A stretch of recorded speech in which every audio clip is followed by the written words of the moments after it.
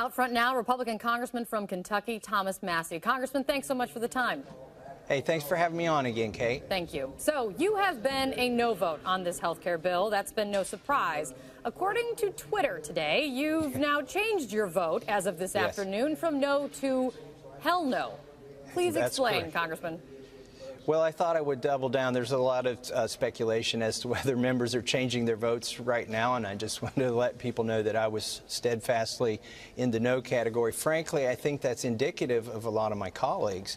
I've counted 30 conservatives who are voting no on this, and they really aren't changing their position and haven't changed their position in the last 24 hours. That's very interesting because you hear a very different message from the White House and from Republican leaders right now. The White House saying that the momentum's all in their favor. House Speaker Paul Ryan saying they're adding votes, not losing votes today. And a spokesman for Mark Meadows, who you know very well, the chair of the Freedom Caucus, he is striking a bit of an optimistic tone, a surprising optimistic tone. His spokesman saying that we're hopeful we can get something done, and they're working with leaders on it all throughout the night. Do you sense the momentum is shifting in Speaker Ryan's favor? Well, let me tell you how the leadership can be right and I can be right at the same time. I told you we've got 30 hard no's that aren't changing.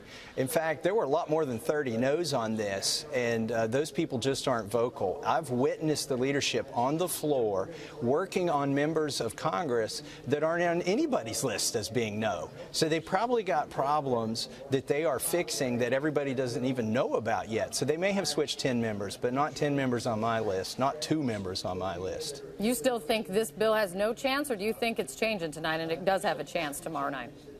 Well, they're meeting in the Rules Committee right now upstairs, and they're not going to make any changes in there that are going to change 30 of the Freedom Caucus or other conservatives like myself from no to yes. Like, the changes just aren't that drastic.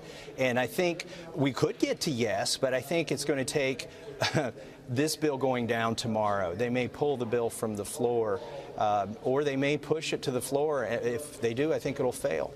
Do you still think, no matter though the White House and the House Speaker think that they've got the momentum, the wind is at their back, you still think that they are, I don't know, making it up? You don't think they get there?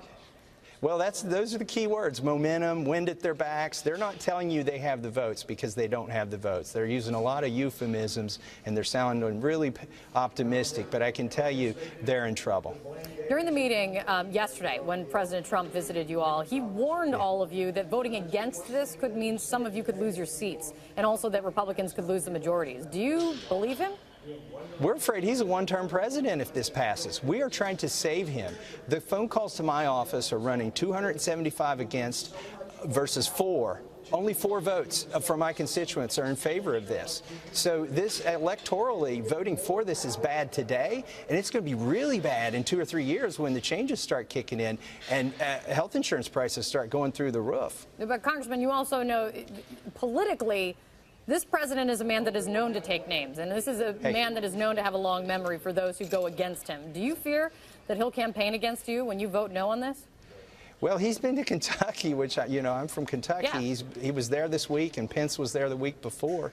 But frankly, in Kentucky, the vote against this bill is still the right vote. Whether Democrats are for no or Republicans are for no, there's just no constituency for this bill in Kentucky. So if this bill fails, you will not blame yourself, of course. You aren't going to place blame on yourself. Who are you going to say is to blame? Is it Paul Ryan or is it President Trump? You know, when President Trump took the advice of the Heritage Organization, the Federalist Society, and came up with a good Supreme Court nominee, he was a hero. But then when he started taking the advice of Paul Ryan and lobbyists here in Washington, D.C., his ratings went down 10 points. And I hope that's what he sees from this, that we're trying to save him from bad advice. And maybe he'll start taking advice from those conservatives again. So then who's to blame if this fails?